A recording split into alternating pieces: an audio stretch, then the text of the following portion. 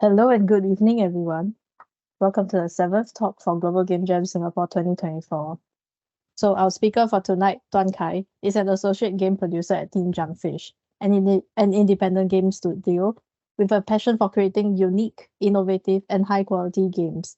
His job in Junkfish is to rally and support the team, and he's here to make stuff happen. Playtesting is the process of letting people play your game when it's still a work in progress, in order to learn how your game is received by potential players. Could you imagine playing games with no user displays or UIs? Or navigating without a map? That's kind of what it's like to make games without any playtesting. But hey, listen, DK will share some pro tips for playtesting alongside his experiences handling the playtests for a previous game that he worked on. Alright, let's get to it, DK. Feel free to start when you're ready. Okay, so welcome everyone to this talk about playtesting.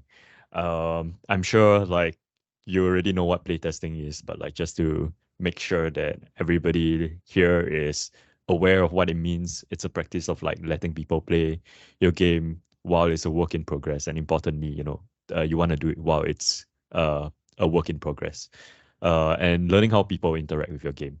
So this talk that I prepared today, it's meant for making games, but honestly, it's applicable to work outside of games as well. If you make something like that people will use, like an app or a product or like an exhibit, something like that, then you might still be able to take away something. So yeah, I hope you find the tips in this talk useful, and uh, let's proceed with the talk. By the way, I hope you all get the "Hey Listen" reference. Hope that's not too old yet. Okay. Anyway, a bit about myself. I'm Duan Kai, but most people call me DK. Associate producer at Junkfish. So I've been working there for about 2 years now. And Junkfish is mostly known for horror games. Our most popular game is Monstrum. And during my time there, I worked on a game called Attack of the Earthlings Mobile. So that's the one over here. The bottom right corner, you see the GIF over there. Um, yeah, and it's important for me to bring this up because a lot of what I'm learned and and I'm sharing with you all today are basically tips and knowledge that I've learned from working on this game. Um, so yeah, really important for me to share with you about this game. Cool.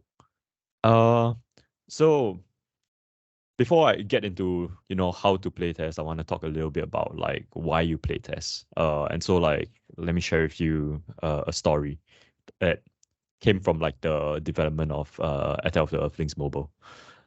So Attack of Earthlings Mobile started out as a mobile version of the PC game. So there's a PC game for PC version of this game. It's just called Attack of the Earthlings. And both games are a turn-based tactical game, kind of like Fire Emblem or XCOM. And the game on PC did pretty well, in reviews. A lot of people liked it. They liked the humor of it. Which FYI, it's like a reverse alien invasion. The humans are colonizing your planet, and you're playing as the aliens. You're trying to fight them off. So people like the humor. People like the combat of it. It's more of a stealth emphasis. But people didn't found the game pretty short and pretty repetitive. The once you completed the campaign, it's just the same levels over and over and over again. And so we wanted to make a mobile version as kind of experiment. Junkfish has never made a mobile game. Let's give it a go. Let's try it. And also try to address some of the biggest feedback that we got from the PC version, which was that once you finish the campaign, there's nothing much to do. It's not very replayable anymore. So what we were gonna do was we were gonna take the same systems that people enjoyed, and make it into a endless survival game with a high score at the end. So you there's a leaderboard you can compete, and players would rank on there, and hopefully that would uh increase the replayability, as well as making the game a little bit more random in terms of random spawns and uh yeah, random boss battles, things like that. Anyway, so we got to bringing the game systems into the mobile version, and like building it as an endless survival game, right? And eventually we finished building the survival mode, and like up until like the first boss or so, we decided to do our first playtest. And during this playtest was like when we started to discover huge problems with our game, right? So during the playtest, we kind of had this problem where we realized like like from the player's point of view, like the enemies were like attacking the players when they spotted them, and sometimes they would. So if you kind of see in the GIF here, um, the like this character just walked up to the boss and like the boss didn't attack them, but here like you see that the boss like spotted the character and they attacked back. So this was causing a lot of confusion among the players. Like they felt like the rules of the game were inconsistent. Sometimes they thought they were safe, but and they walked up to the boss, but turns out they weren't, and like the boss kind of like attacked back. Yeah. So like what's going on here? Like is the game broken? Like are the rules like inconsistent? Turns out that like what we discovered was players didn't really understand like the mechanics of attacking, like the way that we build it. The what's actually happening here, the mechanics that we built were that each player character, each enemy character, they have a stat indicating like how many times they could attack per turn. So if you look over on the slide over here, like there's a little sword icon above like the character, like, and that kind of like indicates like the number of times the character can attack per turn. um and players were having a hard time like understanding that, like they, and because of that they thought that like, oh, there was a bug in the game, like the rules were broken, like they felt cheated by the rules of the game, like um you know we thought to ourselves like what could we have done differently. uh like we didn't change the rules like of like the game from the PC version to the mobile version, so like why are we running into confusion on the mobile version? Like why did people like, why could they understand the mechanics on the PC version? uh so that kind of leads me to like my first tip for playtesting, which is you want to playtest early and you want to playtest often. So what we realized was that PC gamers, uh they think differently than like people that like play games on mobile. They pay closer attention to tutorials and UI. So like mobile gamers, like they typically play games on a train, or like they're waiting for something. They have like a shorter attention span. And there's also like the issue of like mobile phones having like a much smaller screen than PC screen. So uh players tend to like skim and skip through the tutorials, like they don't read it as attentively. And because of that, like they kind of missed out like in the tutorials when we were like trying to explain to a player like how like attacking works, and how like different characters have like different number of times that they can attack per turn. uh cool. So we could have made like the decision to make it so that every single character only attacks once per turn, right? That kind of like removes the confusion and removes the need to like have UI to show that. But at this point, we kind of like already design our bosses and design like our levels based on the fact that like certain units could attack multiple times.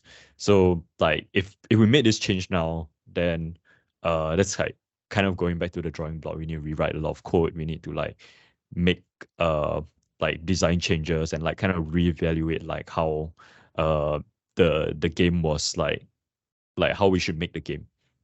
uh, and so like that's a lot of wasted effort. So you really want to like play test early, because if you do that, you actually find the problems early, and like you can figure out how to like work on that properly. And in Attack of the Earthlings, had we discovered earlier that players on mobile like couldn't really understand the rules of attacking, we could have made that change like much earlier, like before, we gotten started on like work of like building an endless survival mode, and like, like putting bosses into the game, designing the bosses. Like, had we play tested the moment we created like a turn-based attacking system, maybe we would have realized that like it's not like reasonable to expect players to understand that if you um like have characters attacking multiple times like that might be difficult to understand for mobile players. Yeah, so playtest early, playtest often. You want to like discover your problems earlier on, because the earlier you find them, the earlier it is to react to that and make the right decision. Like make your game, adjust your game's plan to uh, cater for the things that you didn't know. So tip number 2, ask yourself like, what assumptions did you make? What assumptions are you trying to test? We had made an assumption that if players knew like how the rules of the game work on PC, like then the same rules had to work on mobile, but that wasn't the case. So with every playtest, ask yourself like, what assumption do you make? What assumptions are you testing for? Did you discover anything that you previously didn't know? Like, how should you adapt to that?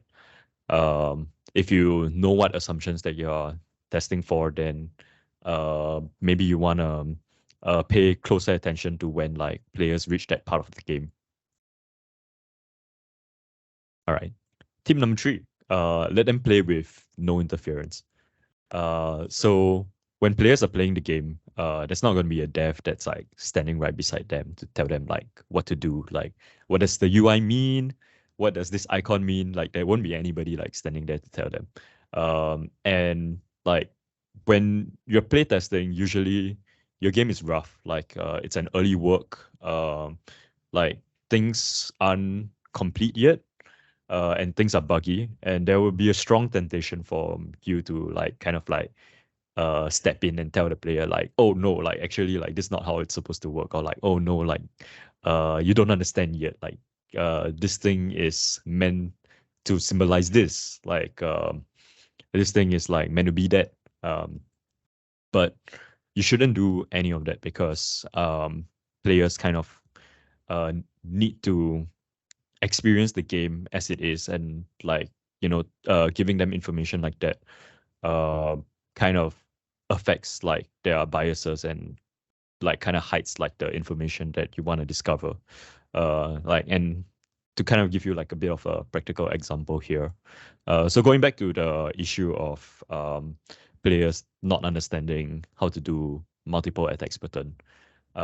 So in Attack of the Earthlings mobile, it was too late for us to kind of like make any big changes about uh like the whole system of like attacking. But what we could do was at least try to improve our UI, and make it easier for people to like try to spot the icons, and like kind of understand like what they mean. And we did that by like changing it to uh both like kind of have that color that stands out from the background, as well as like adding like some animations, like every time you attack, like the yellow boxes there will kind of like disappear to indicate that like something has happened. Um, and so in the process of playtesting, if people kind of like get stuck, they aren't certain like why like certain characters can attack more than others yet. It's a sign that you need to improve your UI. You need to improve the way you're communicating concepts to the player. But if you point that out to the player, then like it kind of takes away that um, test, and then you wouldn't really be able to tell if like what you did really works or not. Cool. Okay, so tip number 4 is don't take suggestions at face value. So another example here from Attack of the Earthlings mobile. So Attack of the Earthlings mobile is a endless survival game. Like you initially you only get rewards after you die, and like this meant that people were playing 1 2 hour like game sessions, and like if they're good, like they wouldn't die, right? Like they'll continue, and but then they are like finding that like, if I kind of like pause the game, come back, like I don't have any of my rewards. Like the rewards only come when I die. Like so there's like a sense of progression that's like kind of lost on the player there. And so we got a lot of requests from players to break the game up to traditional levels where you just kill the enemy, you complete the level, and then you get your rewards. Uh, but it's a lot of work for like us to, because the game was designed as a survival game, and so like if we want to refactor that and change that all into like turn a survival game into like a traditional game with levels, that's a lot of work to do. Um, but we realized that the problem that we're trying to solve here was that players felt like the rewards were being delayed. Like they didn't feel like a sense of satisfaction every time they did something big, like defeating a boss. So we implemented a much easier fix than changing the entire uh, game progression system, which was we just decided that like let's just reward the player every single time like they kill an enemy. Like here you can see like when we killed the boss, there's a notification at the bottom that says you've gained like this currency, that currency, and you get like a little treasure chest as well. And immediately that request went away. Uh, so like the point of the story is that suggestions are great because they're a sign of a problem. Like uh, there's a problem here, right? That people didn't feel like they were being rewarded like fast enough. But suggestions are a symptom of a problem. Like they need to be filtered through the experts on the team, and like the team like can't take the suggestion at face value. They need to really think about what's the problem we're trying to solve here, and like the design experts, the art experts, the programming experts. Like if we analyze like the problem and like try to figure out what that is, they'll probably find like a good way to solve that without having to like uh take the suggestion like straight up, right? Okay. So tip number 5. Um Playtest the game in an environment that is closest to how the intended game will be played. And this one links back to our initial story there of like, um, you know, making that assumption that like mobile players will experience the game the same way that PC players will experience the game. It's not, and we need to create an environment that's like as close to the environment that players will play in. Um, Playing on a phone will have like even the exact same game build, right? Like playing on a phone would feel totally different than playing on the laptop. Uh, like UI sizes are different. Like control schemes are different. Like some people enjoy playing the game like one-handed versus some people enjoy playing the game two-handed. That's important information because like you can test out like are your buttons placed well? Like are they placed in positions where like both players that like to play with one hand can reach out for the buttons easily, or if they play with two hands, like is it still comfortable for them to click on those buttons? You want to create an environment that it's as close to what the actual player would go through when they're actually playing the game, whether that's at home, on a train, like sitting in like a lecture theater playing like the game at the back of the room, all of this stuff. Cool. And most important tip is be a good listener. So this is the part of the talk where like things start to sound a bit like relationship advice. Uh, Being a good listener, ties back to every single tip that I talked about before. Like if you practice good listening, all the other tips will come naturally. So if you take nothing else, take this tip away. But what does good listening mean? Like good listening is active listening. Like it's not just opening your ears and like letting like whatever people say like enter your brain. It's about like a bunch of other things that like I'm gonna share as well. So the first is be present.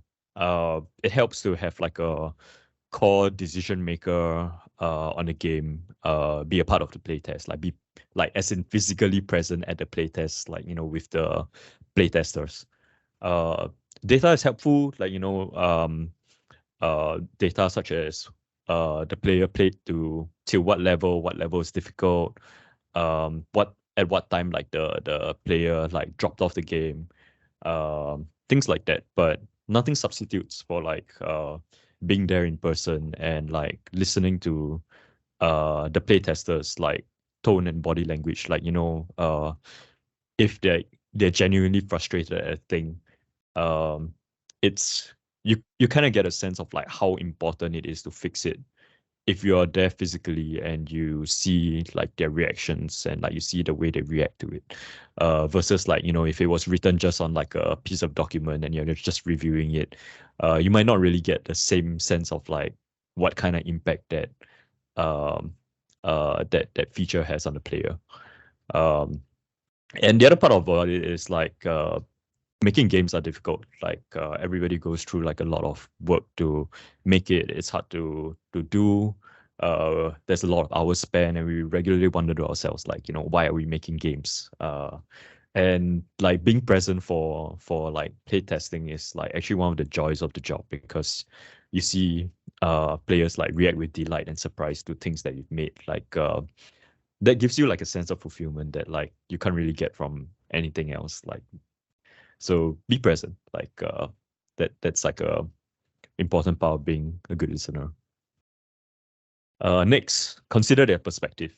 So every playtester comes to the table with something different. Like are they experienced at mobile games, free to play games? Are they like a core PC gamer that like plays a lot of like 4X strategy games? Are they a casual gamer that like just installed like Candy Crush and like that's all they ever play? So every player brings something different to the table. And when you listen to their feedback, you got to consider what their perspective is. Like maybe the tactical game that you made is too difficult for casual gamers. Then you got to consider if like do you want to make a game that is more appealing to a wide audience of people? Like if you do, then maybe you want to like take the playtester with like casual gaming experience. You want to take their opinion more seriously. Or like if you want to make a niche game, you want to make like a 4X game that like really caters to people that love the genre, then maybe you don't really have to listen to the opinions of like people that haven't had experience with that genre like as much as uh like like an expert of 4X games. Like games like fighting games kind of like fall into that uh camp as well. Yeah, so consider that perspective. Like uh how old are they, what kind of games they like, what are they playing the game on. All that is important to understanding like the kind of feedback you get. Right. Remember what they did or said. So this like something that requires a lot of effort. Um like maybe at the start of the game, like you see a player like struggling with like a feature, um and like it's because of a bug that they experienced like while playing with that feature. You have to remember that, because later on in the playtest session, like when you're doing like an interview with them, you're asking them what they like, what they didn't like. They might give you the feedback that like, oh, like this feature is really dumb, like I don't like it, like you should drop it. uh, and if you kind of just write that down without really thinking about where they're coming from, what happened earlier in the playtest, then you might take the wrong value and drop like a feature that's really great.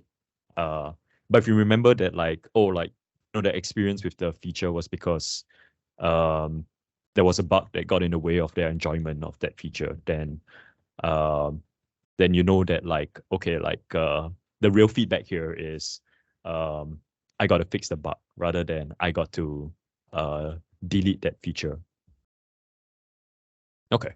And the last one, don't argue with the playtester or don't invalidate their experience. You know, like a player's like experience is valid and it's a sign of like how different people experience different games, or it's a sign of like what is it that you need to focus on, like whether that's like improving your UI, fixing a certain bug. Don't like, you know, if you don't, try not to take like their feedback personally, and don't fight with them about like what the intended experience is, because then it becomes like a huge distraction. Like you you spend a lot of energy like debating something that's like not really something that matters. So thank them giving them their for giving their perspective, and analyze the feedback they give you with context. Cool. And that actually is the end of my talk. So um I think like we should go to Q&A now, because playtesting is actually like a really big topic with like nuance. Like, and I think if you have like a specific example that you want to ask about, that would be a lot better, because there's a lot in the talk that like I can't, about the subject, I can't just fit into a talk. So please ask your questions. And like my socials and stuff are there too. So I'll talk about it a bit later. But if you want to scan that now, feel free to do so. Okay, Okay. can you see the screen? Yes, I can. Okay, great. Is it better to do an interview with every player or survey? So the between my quick answer is you should do both, but um the between like an interview or like a survey, like I would say prioritize the interview. So the reason being that like one of the points I mentioned earlier, data can be quite misleading. Is it might be hard to tell from a survey like what is it that you should focus on. Uh, and if you do an interview with people, you actually like find deeper questions there. Like sometimes on surveys, people just kind of write like, oh, the suggestion and that's it. But if you do the interview, you might find like what's the real problem that like they face, that they didn't write into the survey. Survey is still good though. Like there's this thing called qualitative feedback versus quantitative feedback, where qualitative is like you want to know like what the experience of playing a game is. Whereas quantitative feedback is like things like balancing the game. Like, is this game too tough? Is this game too difficult? Like rate this game's difficulty out of 5. Uh, so things like that, like it's good for surveys. Like you want to know like is level 3 too difficult for the player? Is level 3 too easy for the player? That's great for surveys. But like if you want to know if like should you make like the game like more scary or less scary, like things like that, like an interview would be better to figure out. Okay. Next question. Are friends good for playtesting? Yes, friends are great. Friends are probably like the best option, because um usually there's like no free meal in the world, but like friends are like as close as you can get to a free meal. And so like friends are great for playtesting, because like it's easy to reach out to them and get them to be willing to help. But you kind of need to keep in mind that like your friends like you, and maybe they might not want to like lie to you. I mean, maybe they might not want to be like, honest with you, and like, you know, they say that like, oh, your game is like better than like what they actually think it is. So um the the context and perspective part plays into this. Friends are great to quickly find like people, and like having a playtester is better than no playtester. But you gotta like keep in mind like the perspective that they are your friends. So yeah, like try to like you know, if you sense a bit of weirdness in their answer, like they think like this game is good, like if you ask them that question and their answer is like I think this game is not bad. They didn't say that it's good, they said it's not bad. uh so if you sense weirdness in their answers, then like that might be like a sign that like that uh you need to dig a little bit deeper and ask them more questions. Okay. Usually if you do, like, you get an honest answer. how do you collect player statistics from playtest sessions? Okay, so this is a big one. There's a lot of different ways. Like big companies like Ubisoft or something like that. They okay, like I have my favorite way, which Ubisoft does as well. Like you record the gameplay itself, like kind of like as though you're watching like a live stream. Uh, so you can kind of like go back and review that and like pick up moments, right? But there are like other tools out there in the industry that like offer like analytics, like coding API for like when does a player like quit the level, like when like make a call whenever like player X presses this button or something like that.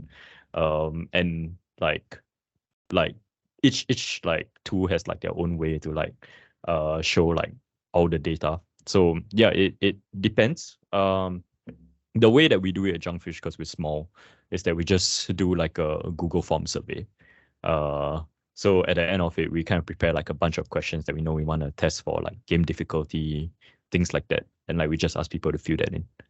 But yeah, like there are like bigger, more techy ways of like solving that as well. Okay, next. What are some cues you use to notice if a player doesn't like something in a game or is struggling to understand a game?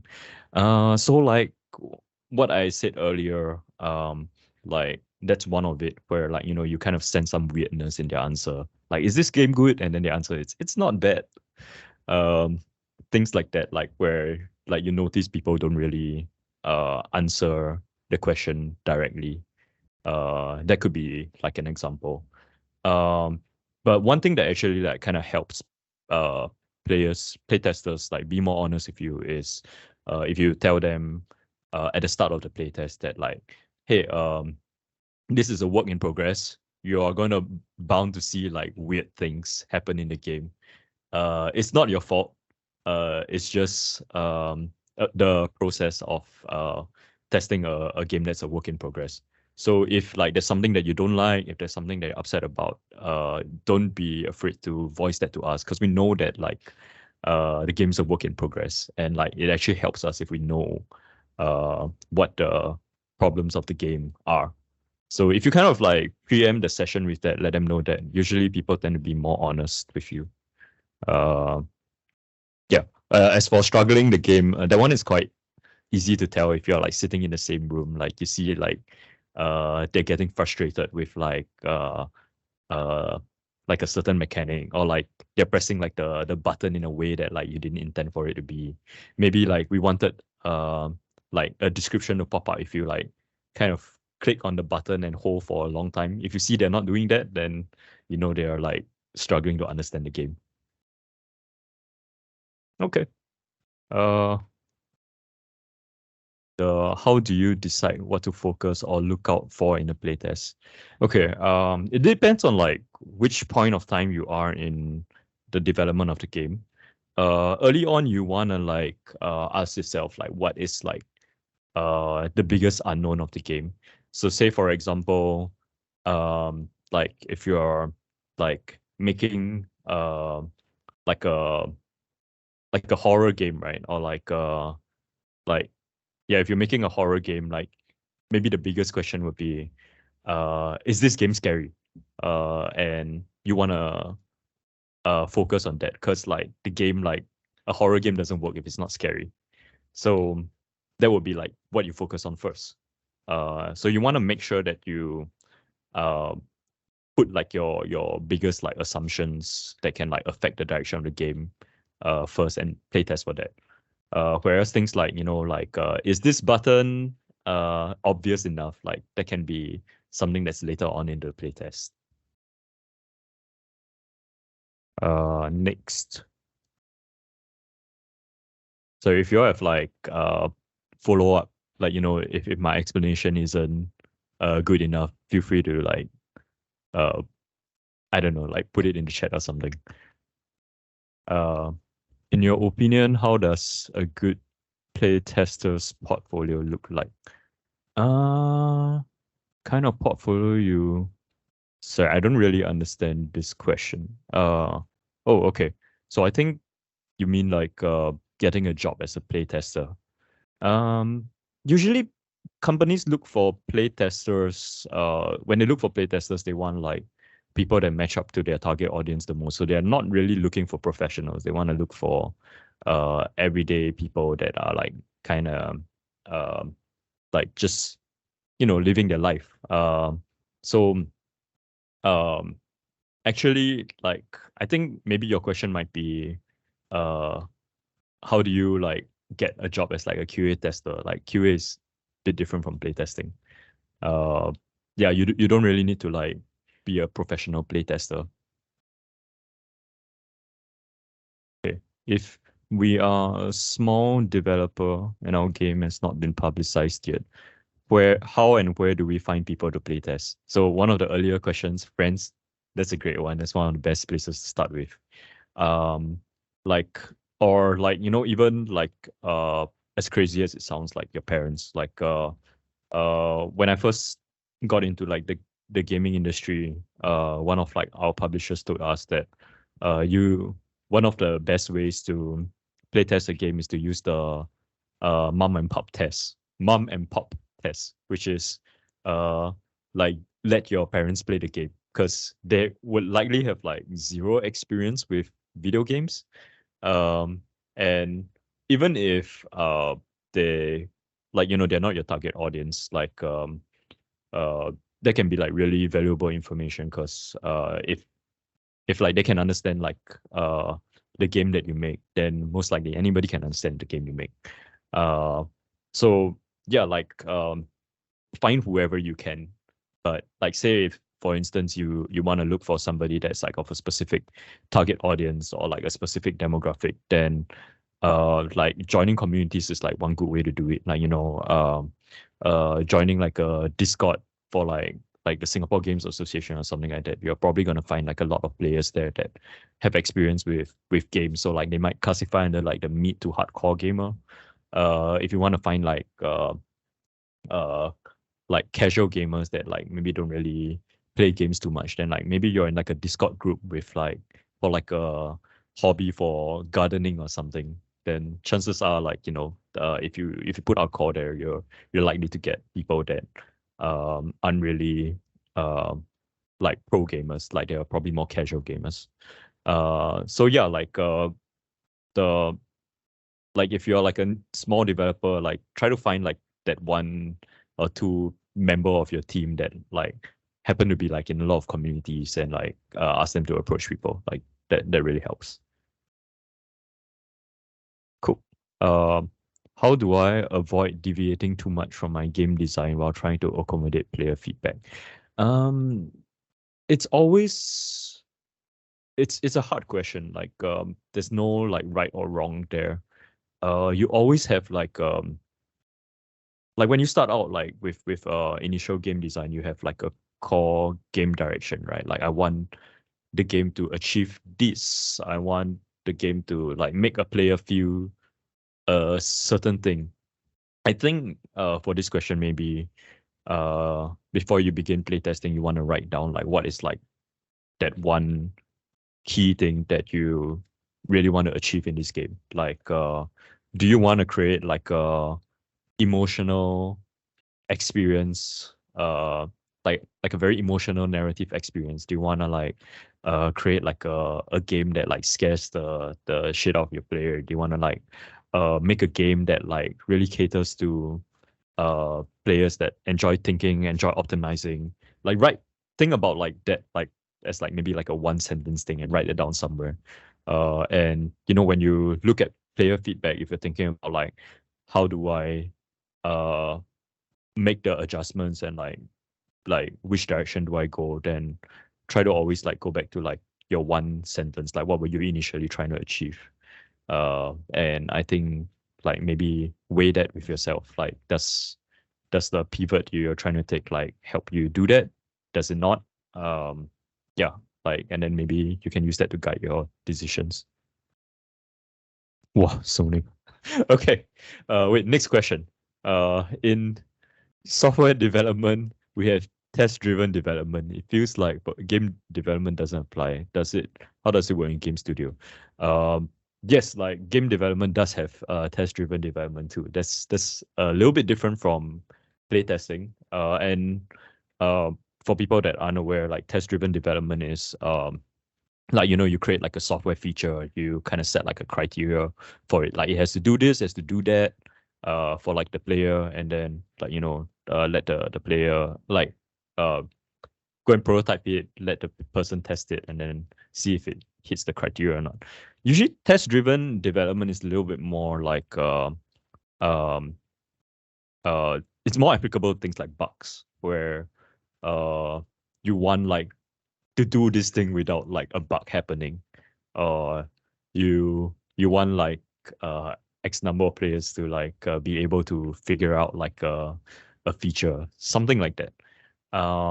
So playtesting is actually more for the quality of the game rather than like trying to solve the problems with the game, like trying to solve like the bugs, things like that.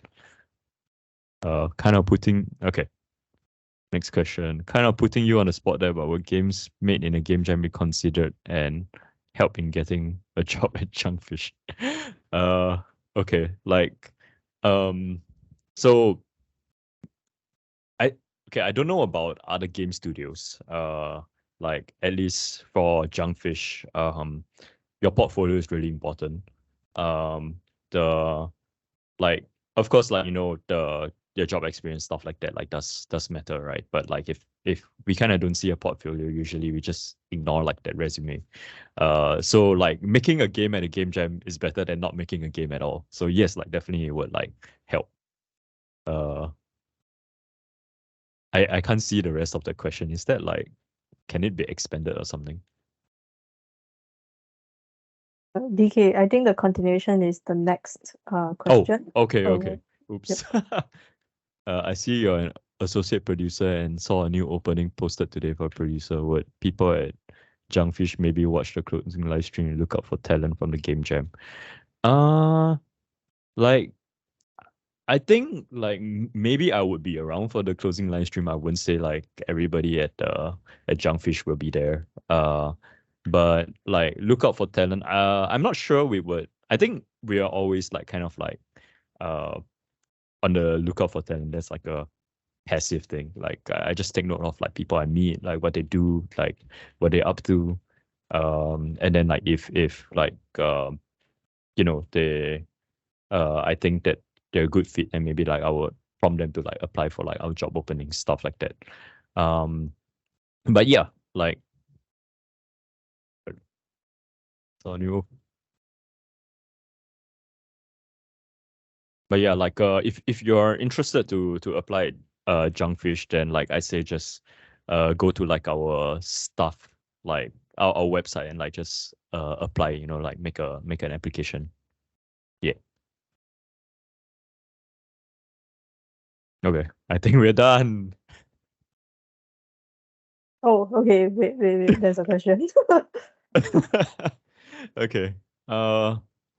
So what do I do as a producer at Junkfish? So the producer's role is like I think it's a little bit different for like uh every company, for like every size, but uh primarily like the main responsibility is you uh make sure that the game like can be done and can be done on budget. Like that's like the very uh like objective like responsibility as a producer.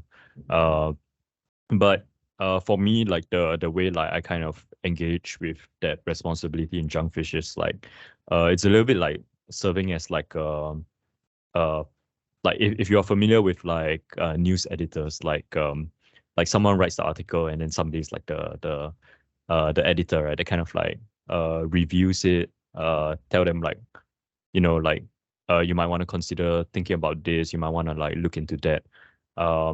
So my job still kind of consists of like uh looking at timelines, looking at progress, like see if we like are on track to like finish the game on time, on budget.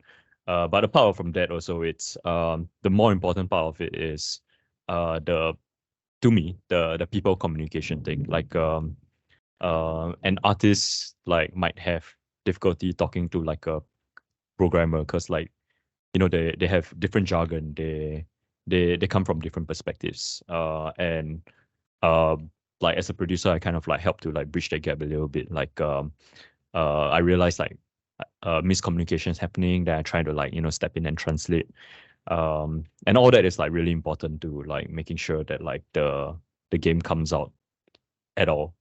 Along with like typically like kind of just being like the uh sort of like a voice in the room where like everybody like kind of like just goes to when you have an issue and like ask like what do you think about this, what uh do you think like this is a good idea, things like that.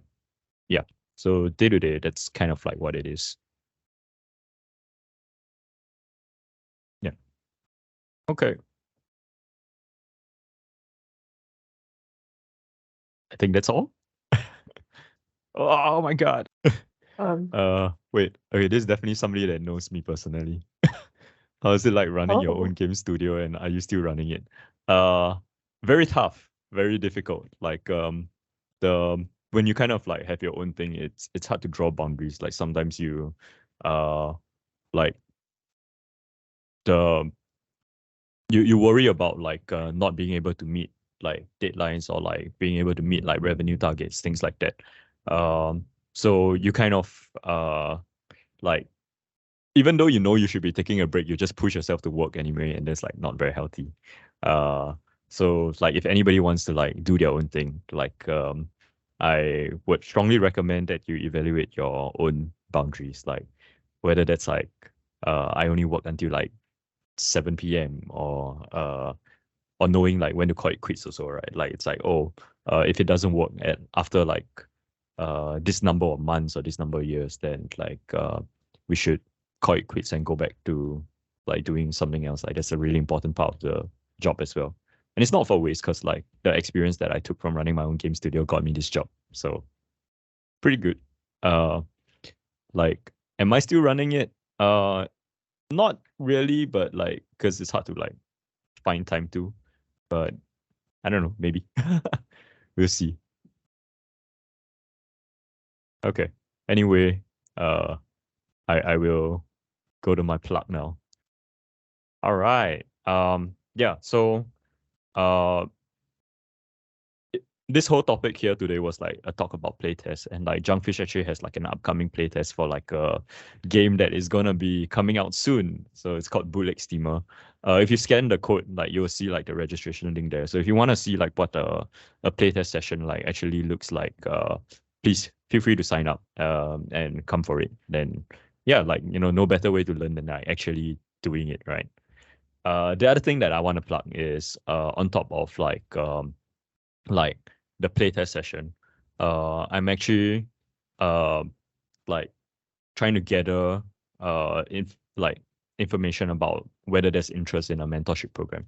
So like for people that aren't aware, mentorship programs are kind of where you have like a professional senior that like helps guide you in like your professional goals, like whether that's like I want to enter the games industry. I want to be like a game programmer, or like maybe you're already like a game programmer, but you want to become like a senior, and like there's no senior in your studio that kind of like is there to guide you on like how you do that.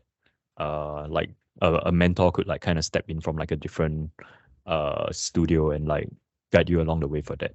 So uh the I don't currently have like a mentorship program going, but I'm just trying to see if people in the games industry in Singapore are like interested in that. If you are, please fill in the form and like indicate your interest. Like if we get like a high enough number, then uh maybe we can get something like that going. Yeah, but if not, then that's all for me. Like thanks for listening to my TED talk.